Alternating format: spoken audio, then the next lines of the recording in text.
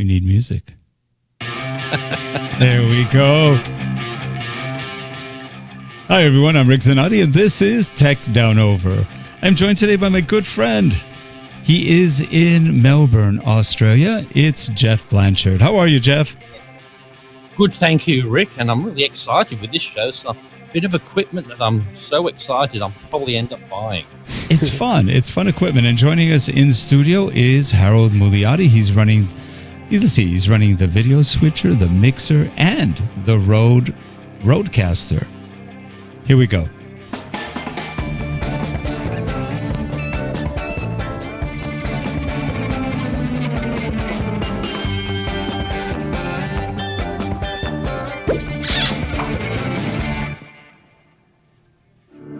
This show is sponsored by Relate Corporation. Digital learning development, media development, corporate video, management consulting, and more. Visit us at www.relate.com. Thanks. And we our are e-learning back. modules, I was going to say, our e-learning modules practice safe distancing. That's right. We don't talk to anybody closer than 24 feet. Yes. I think In fact, Jeff is barely at the limit of our social. What are you, about 7,800 miles? That's We right, just yeah, made it. so We just made it. Yeah. the saddening thing is when there's a lot of the restrictions have been relieved, but I don't notice any different because I don't do anything. I wasn't really. In the first place, I used to stay in most of the time, keep to myself, and never liked. So now it's I might go out for lunch. That's about it. That's funny. It. Jeff thought it was Christmas that whole time. Yeah. Bit of a pressure now. You've got to get back to socialising. It was quite nice where you didn't have to see. The hermit's reprieve. You need to move to Idaho here in the States or someplace out in the outback, and then you'll be perfectly fine.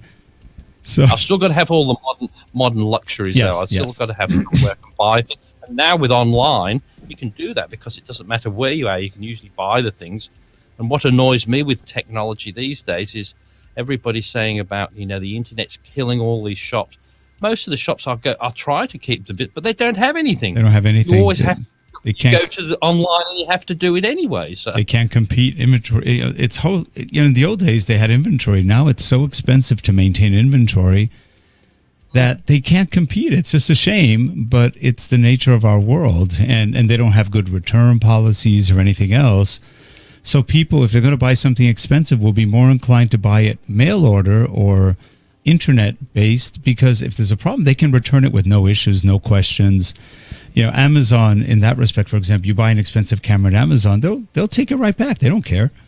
I've gotten returns from B&H and Sammy's and others, but it's a little bit. Sammy's has been good. B&H actually is good now. They used to be awful, but the last 5-10 years they've gotten way better. And they'll take a return and they don't give you a hard time. But it's the thing, it's like Amazon, like you said, in the early days, if you bought something online, you just took, if it was no good, you just took the gamble, and if it's no good, well, you're stuck with it. There was sort of these people that you could enter. But now, like you say with Amazon, you order something, and I ordered something, and it was this thing for the dogs. It was liquid. I ordered it, and what came to the door was this empty plastic bottle. Oh. And I said, that's because the way they'd packed it was just the top had opened up and licked all over the place. So I just got on and said, how would you? It didn't come. So they sent another one. Yeah. And then I sent another message. I said, tell your warehouse to put a bit of tape over the top of that. Now, did it leak out, or did someone drink it in transit? No, it leaked out. It wasn't alcohol. Now, I'll tell you, if they drank that, it would have killed them because it was, like dog disinfectant type stuff. Yeah. Oh, okay. Third time it came, but as I thought, that's the good thing with online. Third time. Usually you would say, but I got it. I eventually got it. So it took three times to get to you? But then, and it wasn't Amazon. It was a company who probably supplied it. And then the last time they did have all this tape over the. I thought, why do a top when you push it? It opens up. Put something up. But that was a good thing. They did it, and it all worked fine. So there's confidence there in buying online these days, which really does help it along the way. So Now we've got over the buying thing. Now what about the new thing we've Well, got now we need to buy spend our one of money? these. Now we do have one of these. We bought it about a little over a year ago, I think. Or did it come out last year or the year before? Time flies. I think it was last year, I don't remember. but it may have been the year before. I think it's even about 3 years. I think it is now. By the It sounds may of it. be. No, it's not that long. It's more like 1.5 to 2. But for all those who don't know, Rode is a very good microphone and audio company out of Australia. Actually, I think they're in Melbourne, aren't they? No. I think they're Sydney or Brisbane. They're up. No. Oh, they're not. Melbourne. I thought they were by you for some odd reason. I think they're Sydney or Brisbane. I think so. Okay.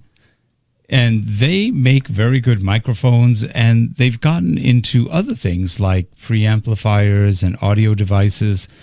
And last year they purchased Rode, or the year before they purchased not Rode. They purchased Aphex. It's APHEX, the Aphex Systems line of audio products, and that includes the famous Aphex 230 line. That was one of the premier compressor, limiter, and gates in the industry. Excellent, without a lot of buttons to have to remember or knobs.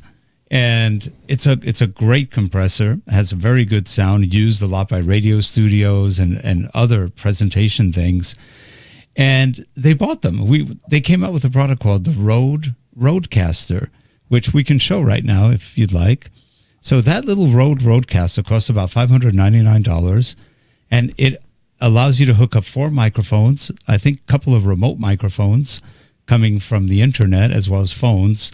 And you can put special effects. I think you've got 3 banks or 4 banks of special effects in those 2 rows of buttons that are vertical on the right side. And that's a cheap deal, but it also comes with Aphex compression built into each individual channel separately. Keep in mind, if you buy an Aphex compressor, limiter and gate, like the Aphex 230 or the Aphex Studio channel, you'll be spending about close to $1,000 for one. They give you 4 for the price of none. I mean, this is $599 with everything else, plus 4 audio compressors. And when it first came out, they only allowed you to do a default. You could have the compressor on. Now you can adjust all levels of the compressor, the big bottom, the aural exciter, AURAL if you're wondering, the aural exciter, and all the other aspects of the compression. Now you have total control of that, whereas before it was more automatic. Now I'm actually on that right now. So what you're hearing is probably not the best tuned microphone for the RODE Rodecaster, because we didn't have that much time to prep it ahead of time today, and there were some things we needed to figure out on it. But you can technically adapt anything that's on this. And I'm using the Electro Voice RE27ND, a dynamic microphone, very popular microphone, especially used in radio and other events. And it's pretty cool. So you're hearing me through the Rodecaster, which is going through the PreSonus Studio Live mixer, which in turn is going straight into our vMix video switcher and the vMix mixer, which is controlling things too. So I'm going through 3 different things to get to where we're supposed to be.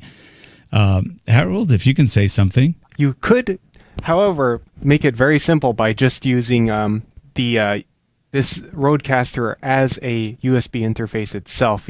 We're only plugging it into the mixer because right now we've also got, for example, my microphone going into the mixer, and we already had that set to where we wanted it. So for this demo, we have it going into a mixer, but you can just plug this. It's got a USB out on the back here, and you can just plug it into your computer and use it as a USB interface. Yeah, so vMix could use this as our major interface without all the other stuff we have. Yeah, it's pretty amazing when you consider the amount of money this costs. Now, it does have some lack of features that we get with what we have. Is it worth it?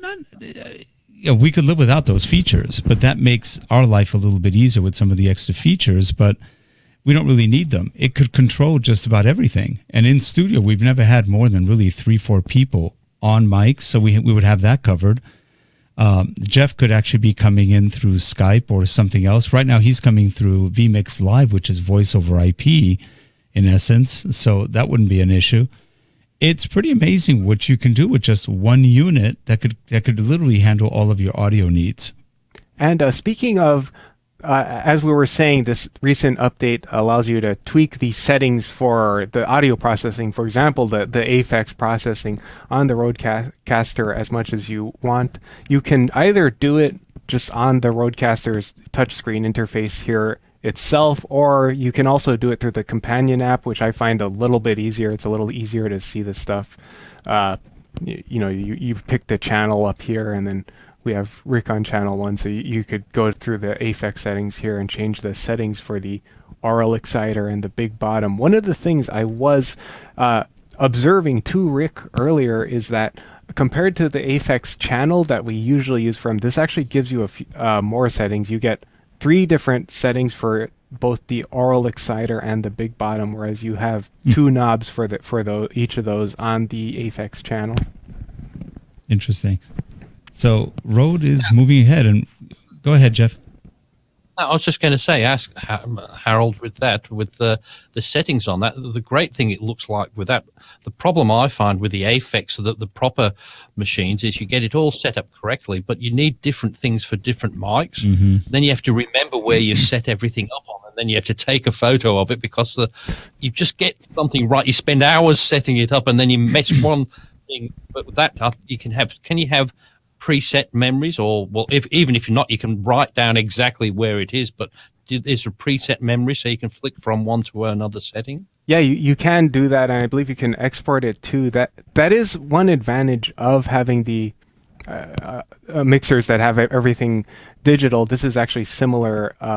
That's similar to our PreSonus Studio Live USB Classic mixer that we're using. That does a similar thing where you can export all of your settings and just import it, change between settings, and you have your mic set up. You don't have to worry too much about it because you can get it to exactly the same settings when you want to.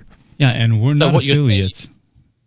Go ahead. So what you're saying, you could spend all the time set it up correctly for the RODE Procaster. You could set it up for the Sennheiser. Then you could send me the file, and I wouldn't have to do any of the work. Mm-hmm. That might work like that. Yeah, you're right.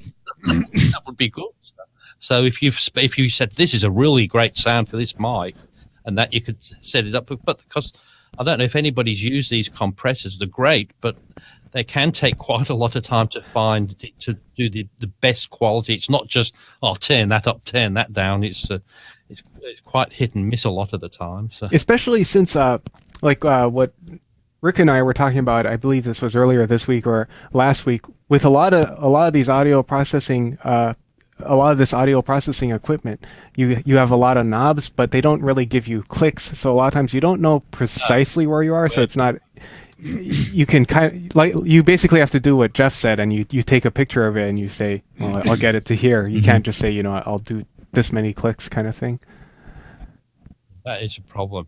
Harold, with that, you was on Rick. With that, you said it's an update. Is it an update to the machine or just an update to the firmware that's come along? Firmware. So this is the second major update, and the first one added quite a few things. For example, when you see I think it's 8 buttons on the right, the 2 columns. Yeah. Those you could put sound files on. You could do all sorts of things. So it becomes like a little tape deck or sound deck. Well, originally you only had 8 buttons, so you had 8 sounds. I think now you have 64. You have 4 banks. Is it 64 or 32? You have 4 banks, so it's a 32. 32. So now you have 32 sounds, which is quite a bit. They've added more features to the channels, so you could add, for one, in this one, they've added full control of the AFX, which you didn't have before. You had kind of default settings. Then the second version gave you a little control. Now you have a lot of control. So they keep adding more stuff to it and more capabilities. So it's really kind of nice. It makes life a little bit easier. And for the price, again, that's an amazing amount of features and abilities just on one device. And I think their previous version, their previous big release update for the Rodecaster was something that people were really wanting from the start, which was multi-track recording. They didn't have it until that previous big update, but now they have that, and they've also added some other stuff like support for recording to different audio formats like WAV files with 64-bit headers, which if you're familiar with SoundForge, that's what it tends to use, and it allows you to have WAV files that are bigger than 4 gigabytes. And what I see here in Australia, they've got the Rodecaster Pro on special here for $812. That's quite good compared to what, because as I said, if you your price and put the it's probably about $900. So wait, the Rodecaster Pro? Sorry, the what you call the Rodecaster Pro. The thing that you're talking about. Oh, the device. I'm sorry. I thought you were talking about the phone, the microphone. I was going 800. Wow, did it go up? No. They've got the Rodecaster Pro. Yes, that's this on thing. sale This thing. 812. $800, which is probably about $599 or something, right? In US. So I said it's because what's yours in US? $599, I think. Yeah, so it's probably a little, because $599 would probably be about $900, I think, roughly in the translation of. So looking it up online, I guess 800. You said 812 Australian. Yes, that would be $557 US. So it's a little pretty less. close. Yeah, but that's good value. I thought with a pretty similar in price, but it would be better if our dollar would improve in price and would make it. Harold, can you head to Sweetwater and see what they sell it for? Yes, but what annoys me is how come you get it for cheaper? I know. Yeah, $599. $599 here. Yeah. Yeah. And by the way, we'll put a link to the Sweetwater price for that. It's not an affiliate link. We don't have affiliates. We're not affiliated to anything. But we buy a lot of gear from Sweetwater. So if you're interested, just go get it and have fun. If anybody asks you, we recommended you, and that's it. We get nothing. But it's a nice bit of gear. You can get we didn't buy the bag, but you can buy a bag for it. You can even put it in any other bag. It's really not that big. And what does it weigh, Harold? Maybe a couple pounds? Yeah, a few pounds. It's not that heavy. It's light. It's like the weight of a laptop or something like that. Okay. Maybe not laptop. A laptop. particularly heavy laptop. Yep. And the thing is, when you're looking at these compressors, the hard thing with them is you've got to be there right in front of them, seeing them and adjusting, and then talking into a microphone to see this. And it's very hard to do with that. You've got it right in front of you. You don't have to move off axis on the microphone. You can see it on the screen to adjust your settings. Oh yeah, you can.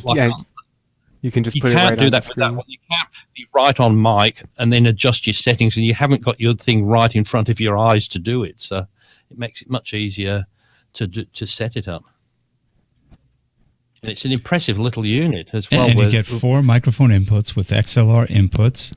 You have output. Oh, actually, I'm coming in through the output. So the Rodecaster is sending out 2 quarter-inch speaker outputs, which are going into one of our quarter-inch lines on the Persona Studio Live, and it works fine. We had to tweak the outputs to get it to work just right because it wasn't a microphone input coming in, and it worked fine. It worked fine. How did you get rid of the stereo issue? Well, I just actually did. I just did that in the vMix channel mixer, so it's only bringing in the left channel because the Rodecaster is putting out stereo, and his pointing this way. His microphone is putting out mono, so it was coming out half volume because it was only coming in through the left channel. So I just changed the mixer in vMix so that it's only doing the left channel to both. Sorry if I'm yawning a little bit. Can you do that on that Procaster? Just have the one channel go through both, so you don't just have the left side? I'm not sure. It didn't seem to, because we're going through the speaker outputs. So we'd have to figure out if there's a way to send it out as a mono signal. There might be. There may be, actually. That would make sense. So I used to have that problem with some of the ones in the early days where if you put you just go through the left channel, and then you had to go, and you couldn't do a live broadcast like that. So, but when the Shure X2U adapter with it used to put them both in the mono channel into a stereo. So that was always, if you're doing live, it's not so much a problem if you're recording because you can do what you want with it. You only need the single channel. Yeah, it's that only sounds when you're good. Broadcasting and it's coming through the left side and people can't hear anything through the right. So. Yeah, and by the way, sorry if I'm yawning a little bit on the show. It's yesterday I had a 4:30 wake up call for a very early morning meeting, and this morning I forgot to turn off my alarm for 4:30, so it's like totally asleep. Like, Yeah. So that was stupid.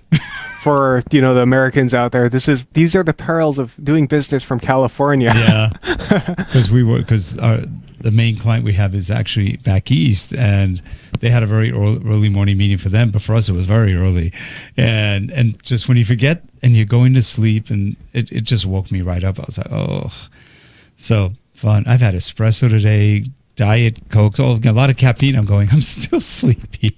So anyway, trying not to be rude, just going. So, who do you think this unit's made for? What's the ideal sort of? Anybody who wants to do a podcast, or this is really ideally perfect for audio podcasters who want to have up to 4 people on it, or anybody who's doing video broadcasts and doesn't want to spend a fortune on audio equipment to have a big stack of audio gear. They have one device that they can take with them on the road or just in a studio that can easily work as an audio interface. It'll work fine for that, and you're saving a lot of money. So something that we spent about $4,000 on, you can do for about $500, under $600.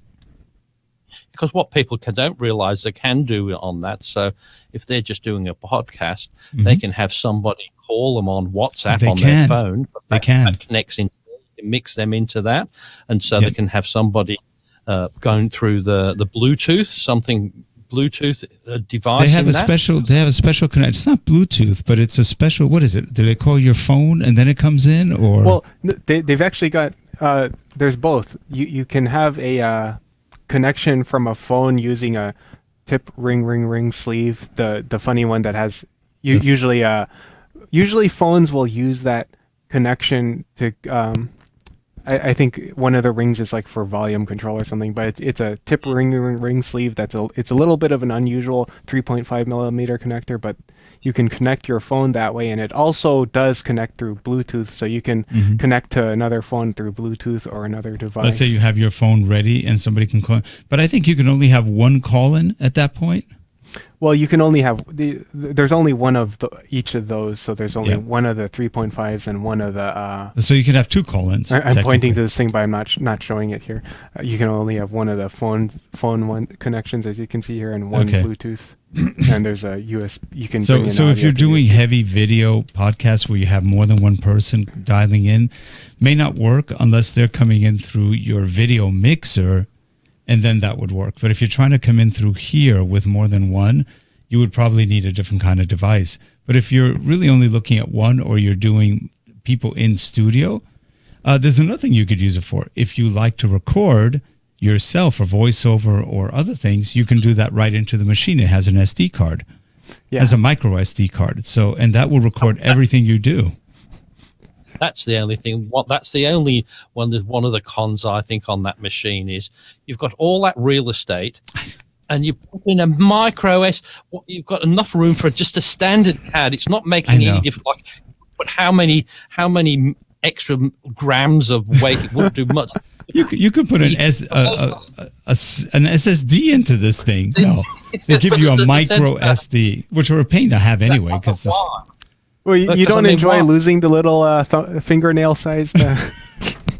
Plus, because the thing is, any digital recorder, I haven't seen any digital recorder with the micro. They all have the standard size, so for interchangeability. That's true also. Oh, I don't know. Some of the small ones only have the micros, like I think the Olympus and some Zooms only have micros, which is like, why? I can understand if it's, the unit was small, but I'm sure it would have cost them more to put the micro one in to have that than just a standard. There must be a reason behind it. So if anybody knows, I bet you there might be just a really good reason. I don't think so. I think it's insanity. That's all. Anyway, it doesn't make sense. It's like, and like you said, this thing's got a lot of room in it. It looks empty. I bet you if we opened it up, it's half empty inside. Because as I said, it doesn't take much in for the SD card, but No, and it doesn't run hot either. So you could have all this stuff running and it won't get hot. Mm-hmm. So that's another good thing about it. Yeah. But again, it has a lot of nice features. I'd say if you're interested, go watch some of the.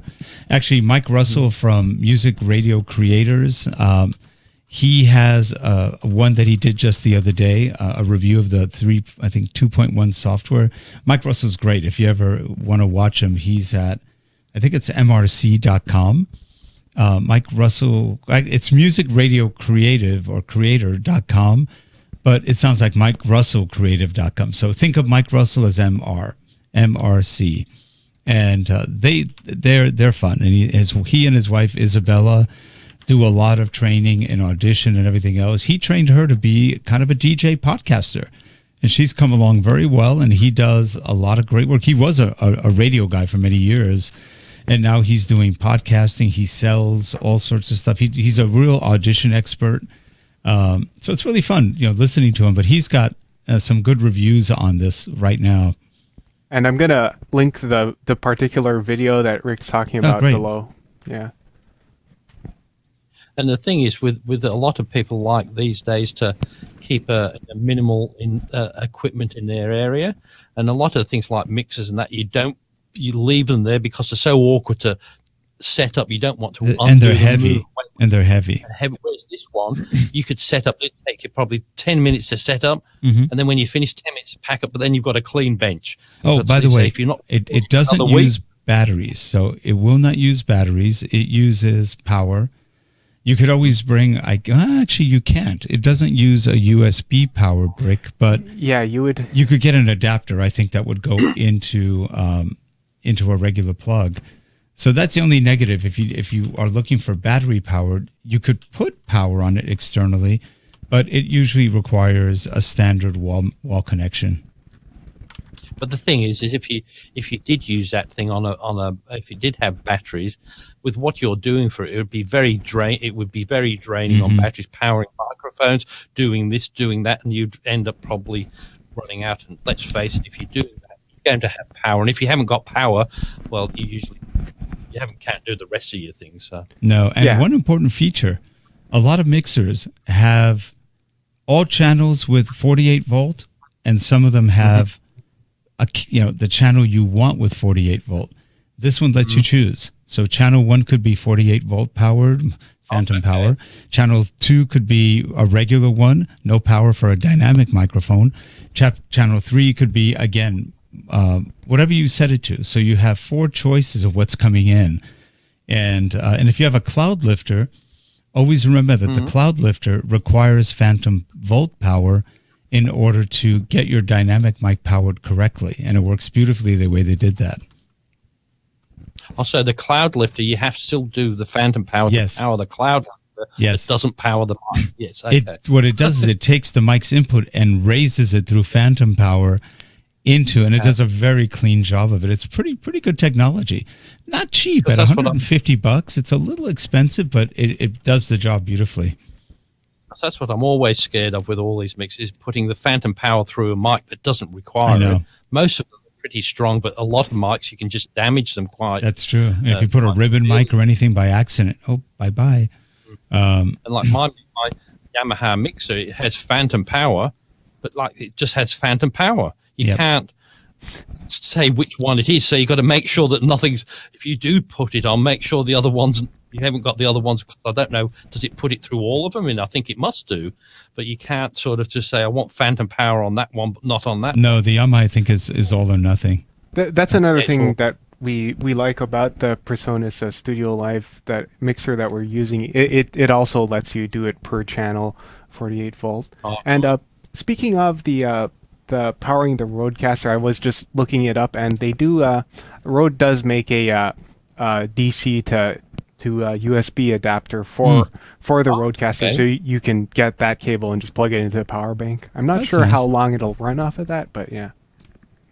Well, it's just like my digital recorder. That most of them, you can connect them through USB, and most people, but then it power it up from that as well. So at least it saves you from the batteries. Because when you've got the normal electricity going through it. Yep. But really sounds good piece of equipment to have. Yeah, let us know how you like it when you buy it. Oh well, I can see that because it's one of those nice, neat bits of equipment, but also it's portable. I can move it to a different area when I want to do different things. I can do that. Right. Hey, Harold, are any of those audio buttons active, like of the 8? I don't think we have any sounds on it right now. Okay. Now, do the sounds come in? Do they get loaded into it? Don't they? The sounds, you can either load them via USB, or you can just use the app, like right here. You know, these correspond to the. Let me zoom that in there.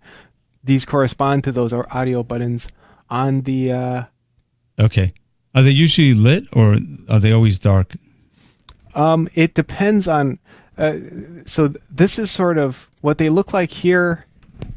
This is actually darker because none of them are playing. I believe when they're playing, then they light up brighter, and then you can, depending on whether they're playing, paused, or.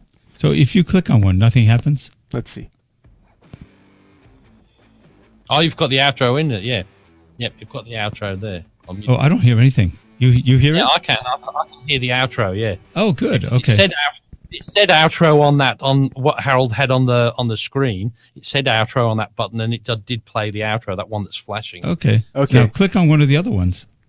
I think that might have been the only one that's a sound effect, but yeah, we're not hearing it on ours. That's It's not routing to us though, right? Well, it's because we're not listening into. Now you think that would come out the output? It is. It's coming out the output, but we're not listening back, so you don't hear your mic back on yours. So okay. So it is playing the sounds, but we're just Rick and I are not hearing it in our headphones. Then the next version, they're going to have the disco version where all the lights just start flashing if you don't use it. Like all the other decks do, if they're not using them, they go in patterns, don't they, when they don't use all those buttons. So. That's funny. Well, anyway, that's it for today, folks. That's the RODE Rodecaster Pro. A great buy at $599. Just consider that the Aphex compressor by itself is almost $1,000. So this is you get 4, and you get control over it. It's pretty cool, and it's fun. It's a fun device to have and use. And if you just like gear, like a gear junkie like we are, it's one of those things that you may never really use a lot, but if you do, you're going to enjoy it.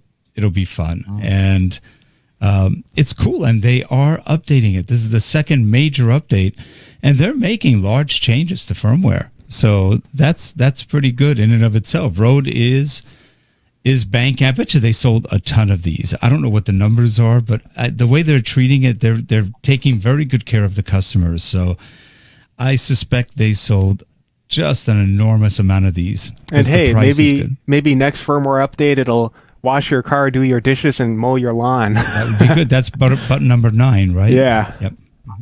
Right. Yeah. But they do a good product, RODE. And I think I like their microphones, and I like the things they do. So their mics I've always liked. So yeah. Yep. And I hope Did you know how RODE got their name? No. We just found out.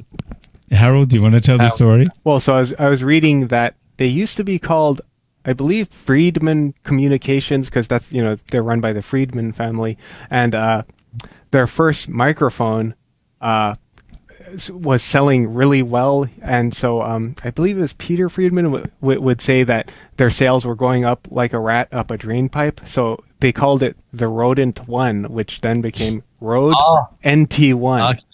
And then they ended up naming the company RODE.